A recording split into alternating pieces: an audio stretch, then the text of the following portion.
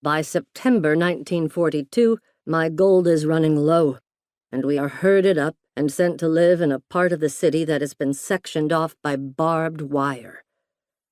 We are allowed to bring 1 bag each. I tell everyone to bring the most practical clothes and shoes. No one will care how we look. We will need warm clothes and good walking shoes, I say. Worried that they will search our bags and take our money, I have Anelia sew a false lining in the coats to hide our cash. Also, Walter's teddy bear has his stuffing replaced with złotys. My precaution pays off when our bags are searched on arrival. The Germans take everything valuable. They are ruthless and even have a dentist on hand to extract teeth for the gold fillings. We hear people begging and crying to keep their remaining possessions. I know that it's useless to plead with thugs, and that's how I see them. I could fight the bully in the schoolyard, but this is beyond anything that I can fix. My family is given 1 room in an old house with 7 other families. There are 2 small beds for the 5 of us.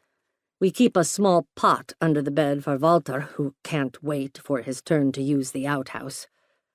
It's clear that the Germans want workers because they interview each of us looking for skilled labor. I am hired for a big industrial company that needs labor for a munitions factory. With my background in construction and my handiness with tools, I pass their test and am given working papers. David does not. They're not interested in bookkeepers. Surprisingly, the management of the factory treats everyone quite well, in contrast to the German soldiers. The rations for lunch are reasonable and consist of real food, not like the diluted soup and stale bread that we receive in the ghetto. I have a big appetite, but always save some part of every meal for my family. My papers keep us alive in other ways as well. They give me an opportunity to get to know the regular workers and gauge whom I can trust to trade with. When the supervisor is not looking, I pass the cash over and tuck the food coming back under my clothes. The ghetto is guarded, but sparsely, so I sneak out late at night by timing the rotation of the guards. There are areas where the ground is lower, and by lifting the barbed wire with a metal bar, I can slide under.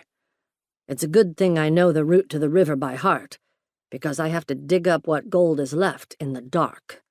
This is my backup when all the cash is gone.